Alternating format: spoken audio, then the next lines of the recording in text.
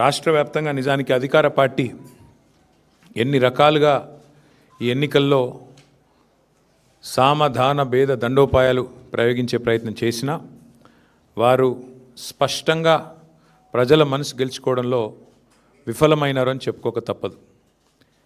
మరి సాధారణంగా ఎన్నికలు మీరు ముఖ్యంగా పంచాయతీ ఎన్నికలు కానీ మున్సిపల్ ఎన్నికలు కానీ చూస్తే అధికారంలో ఉన్న పార్టీకి ముఖ్యంగా ఇంకో 2-3 ఏళ్ళు ఉండే అవకాశం ఉన్నప్పుడు, అధికారంలో కొనసాగే అవకాశం ఉన్నప్పుడు మరి ఇది అధికార మార్పిడి కోసం జరిగేది కాదు కదా అనే ఆలోచన ఈ మధ్యన దేశవ్యాప్తంగా ప్రజల్లో కనబడుతూ ఉన్నది. కానీ దానికి భిన్నంగా తెలంగాణలో మీరు చూసినట్టయితే మొన్న పంచాయతీ ఎన్నికల్లో 2 ఏళ్ళు తిరగకముందే కాంగ్రెస్ పార్టీకి ప్రజలు బుద్ధి చెప్తూ దాదాపు 40% గ్రామ పంచాయతీలు బీఆర్ఎస్ పార్టీ కట్టబెట్టారు. పోనీ ముఖ్యమంత్రి గారి లెక్క ప్రకారం తీసుకున్నా, ఆయన బయటికి వచ్చి కూర్చొని ప్రెస్ల మీద చెప్పిన లెక్క ప్రకారం చూసుకున్నా ఆయన సహజంగానే మా తక్కువ చేసి చెప్తాడు కాబట్టి 32% అక్కడ ముఖ్యమంత్రి గారి లెక్క ప్రకారం కూడా మాకు సర్పంచుల్లో ప్రజలు గెలిపించారు. 4000 పైచిలకు గ్రామాల్లో మా సర్పంచులు గెలిచారు. అట్లాగే ఈరోజు మున్సిపల్ ఫలితాలు చూస్తే కూడా డెఫినెట్గా గతంలో ఎవరెవరైతే ఏదేదో మాట్లాడినారో వారందరూ నోళ్ళు మూతలు పడే విధంగా ఇవాళ మరి మెరుగైన ఫలితాలే సాధించాము. ఓవరాల్గా చూసుకున్నట్టయితే నాకున్న ఇన్ఫర్మేషన్ మేరకు 2580 చిల్లర వార్డులలో పోటీ అయింది.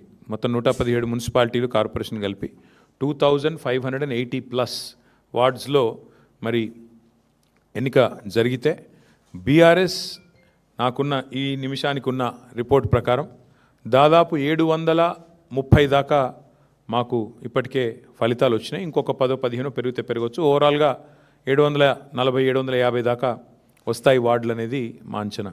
అంటే దాదాపుగా మీరు చూసుకున్నట్టయితే ఒక 30% పైగానే ఇక్కడ కూడా ఫలితాలు వచ్చినాయి. దానికంటే కూడా ముఖ్యంగా చాలా వీరోచితమైన పోరాటం. నిజంగా చెప్పాలంటే కొన్ని చోట్ల ఇవాళ అధికార పార్టీ తట్టుకోలేక ఇవాళ గద్వాలలో ఒక వార్డులో 4 సార్లు రీకౌంటింగ్ చేయించారు. అంటే కాంగ్రెస్ గెలిచేదాకా రీకౌంటింగ్ చేసి ఆఖరికి ఒక ఓటుతో గెలిచిందని చెప్పి అధికారులను అడ్డం పెట్టుకొని గద్వాలలో ఒక వార్డు నెగ్గే ప్రయత్నం చేసినారు.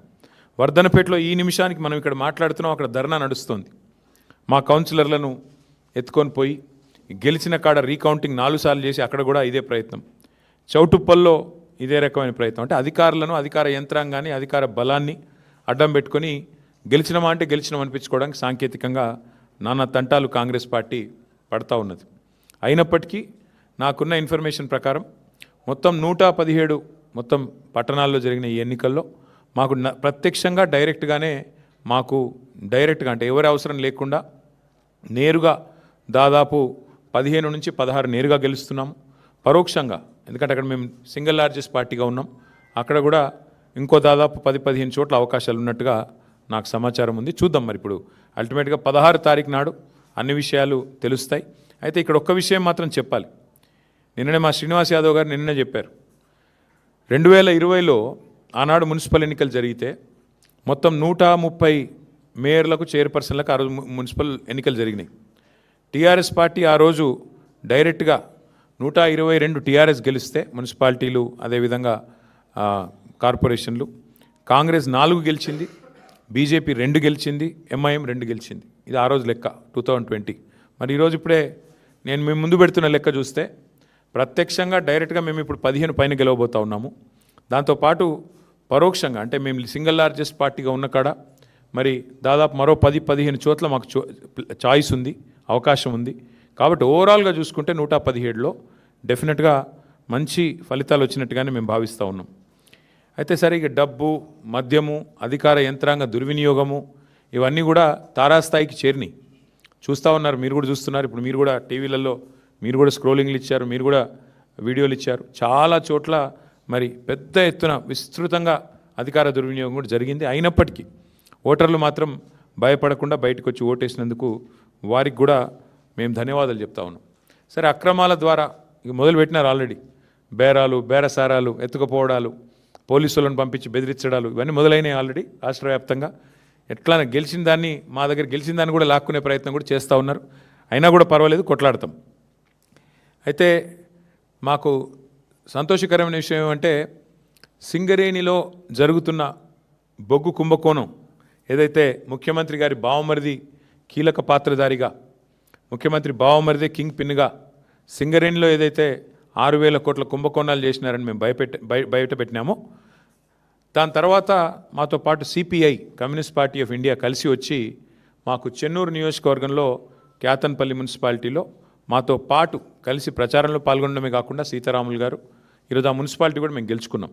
అంటే సింగరేణి ప్రాంతంలో సింగరేణిలో జరుగుతున్న దోపిడీ ఏదైతే ఉన్నదో, ఈ దోపిడీలో ముఖ్యంగా కాంగ్రెస్ బీజేపీ కలిసి పనిచేస్తూ ఉన్నాయి కాబట్టి వారిని నిరోధించడానికి సిపిఐ కలిసి వస్తే వారిని కూడా కలుపుకున్నాం. ఇక్కడికి వచ్చే ముందు మిత్రులు కొత్తగూడెం శాసనసభ్యులు రాష్ట్ర సిపిఐ సెక్రటరీ సాంబశివరావు గారితో కూడా నేను మాట్లాడాను. కొత్తగూడెంలో కూడా ఈరోజు హంగ్ వచ్చింది. అక్కడ కూడా సిపిఐకి 25 ఏదో వచ్చినట్టున్నాయి, మాకు 9, 10 వచ్చినట్టున్నాయి. కాబట్టి నేను వారికైతే ఓపెన్ ఆఫర్ ఇచ్చినాను. సింగరేణిలో జరుగుతున్న కుంభకోణాలు, సింగరేణిలో జరుగుతున్న దుర్మార్గాలు, అరాచకాలకు అడ్డుకట్ట వేయాలి అంటే డెఫినెట్గా మేము మీతో కలిసి వస్తాము. కాంగ్రెస్ బీజేపీని అడ్డుకోవాల్సిన అవసరం ఉంది. ఎందుకంటే ఈ రెండు చోట్ల కూడా అక్కడ 51% వాటా సింగరేణిలో రాష్ట్ర ప్రభుత్వానికి ఉంది, కాంగ్రెస్ ప్రభుత్వం ఇక్కడ ఉన్నది. 49% వాటా కేంద్ర ప్రభుత్వానికి ఉంది, బీజేపీకి అందులో భాగస్వామ్యం ఉంది. ఇన్ని అక్రమాలు జరుగుతున్నాయని చెప్పి మేము గొంతెత్తి ధర్నాలు చేసి క్షేత్రంలో ఘోషించి ప్రెస్ మీట్లు పెట్టి గవర్నర్ని కలిసి ఇంత హంగామా చేస్తే మరి ఇంతవరకు అటు కాంగ్రెస్ చప్పుడు చేయదు, ఇటు బీజేపీ చప్పుడు చేయదు. అందుకే మిత్రులు సిపిఐ రాష్ట్ర సెక్రటరీ మరి సాంబశివరావు గారికి నేను ఫోన్ చేసి చెప్పాను, మీరు కనుక తీసుకోవాలనుకుంటే కొత్తగూడెం కార్పొరేషన్ మీరు తీసుకోండి, మేము మద్దతు ఇస్తాం ఓపెన్గా అని చెప్పి కూడా వారికి చెప్పడం జరిగింది. ప్యూర్లీ ఒకటే ఉద్దేశం, సింగరేణిలో జరుగుతున్న దోపిడీని, సింగరేణి కేంద్రంగా ఉన్న కొత్తగూడెంలో తప్పకుండా అక్కడ మరి కాంగ్రెస్ బీజేపీని ఎండగట్టాలన్న ఉద్దేశంతోనే ఈ ఆఫర్ కూడా మేము ఇచ్చాము. అట్లా కలిసి వచ్చే లౌకిక పార్టీలు ఉంటాయి, చాలా రకరకాల కాంబినేషన్స్ ఉంటాయి. ఇవన్నీ కూడా చూసిన తర్వాత మేమైతే డెఫినెట్గా గట్టిగా పోరాడినాము. గట్టిగా క్షేత్రస్థాయిలో మా నాయకులు, మా కార్యకర్తలు కూడా బలంగా కొట్లాడారు. మంచి భవిష్యత్తు ఉంది అనడానికి. అట్లాగే ఈరోజు మరి ప్రధాన ప్రత్యామ్నాయం, ప్రధాన ప్రతిపక్షమే ఈ రాష్ట్రంలో కాంగ్రెస్తో పోరాడగలిగిన శక్తి, కాంగ్రెస్ను గద్దెదించే శక్తి, బీజేపీని నిరోధించే శక్తి ఖచ్చితంగా బీఆర్ఎస్కు మాత్రమే ఉంది అని మొన్న పల్లెల్లో జరిగిన ఎన్నికలు, ఇవాళ పట్టణంలో జరిగిన ఎన్నికలు తేల్చి చెప్పాయి. పల్లెల్లో 4,000 పైచిలకు సర్పంచులు గెలిపించారు ప్రజలు. మరి అట్లాగే పట్టణంలో కూడా ఈరోజు చూస్తే దాదాపు 730-740 వార్డులు గెలిచి అక్కడ ఇక్కడ రెండు చోట్ల కూడా ప్రధాన ప్రతిపక్షం కేవలం బీఆర్ఎస్ మాత్రమే, పోరాడే సత్తా ఉన్న పార్టీ బీఆర్ఎస్ మాత్రమే. రెండు పార్టీలు, ఒకటి ఢిల్లీలో అధికారంలో ఉంది, ఇంకోటి రెండోది రాష్ట్రంలో అధికారంలో ఉంది. కానీ ఈ రెండు పార్టీలు ఉన్నప్పటికీ, ఎన్ని రకాల కుయుక్తులు పనినప్పటికీ బీఆర్ఎస్ఏ, కేసీఆర్ గారి నాయకత్వమే ఈ రాష్ట్రానికి శ్రీరామ రక్ష అని చెప్పి మళ్ళీ ఒకసారి అటు పల్లెల్లో ఇటు పట్టణంలో ప్రజలు తేల్చినట్టయింది. మరి ఇదే ఉత్సాహంతో రేపు హైదరాబాద్ కార్పొరేషన్ కానీ, మిగతా కార్పొరేషన్ వరంగల్, ఖమ్మం కానీ, అట్లాగే జిల్లా పరిషత్ ఎన్నికలు పెడితే వాటిలో కానీ ఇదే ఉత్సాహంతో ముందుకు పోతాం. డెఫినెట్గా ఎక్కడెక్కడైతే ఈ దుర్మార్గాలు, అరాచకాలు జరిగినాయో వీటిని వదిలిపెట్టం. అవసరమైతే వాటి మీద న్యాయ పోరాటం చేయడం, వాటి మీద ఇంకా ఎట్లాంటి వ్యూహాలు అవలంబించాలో అవన్నీ కూడా పార్టీలో చర్చించి నిర్ణయం తీసుకుంటాం. కానీ మళ్ళొకసారి మా కార్యకర్తలకి, నాయకులకి, మాకు సపోర్ట్ చేసిన ప్రజలకి, మాకు ఓటేసిన ప్రజలకి చాలా స్వల్పమైన తేడాతో ఓడిపోయాం. కొన్ని చోట్ల 1 ఓటుతో, అర ఓటుతో ఇట్లా రకరకాలుగా జరిగినాయి. అక్కడ కూడా ఓడిపోయిన వాళ్ళు కూడా ఎవరు నిరాశ పడవద్దని, బేజారు కావద్దని చెప్పి కూడా వారికి కూడా విజ్ఞప్తి చేస్తూ మీకు కూడా మళ్ళొకసారి ధన్యవాదాలు.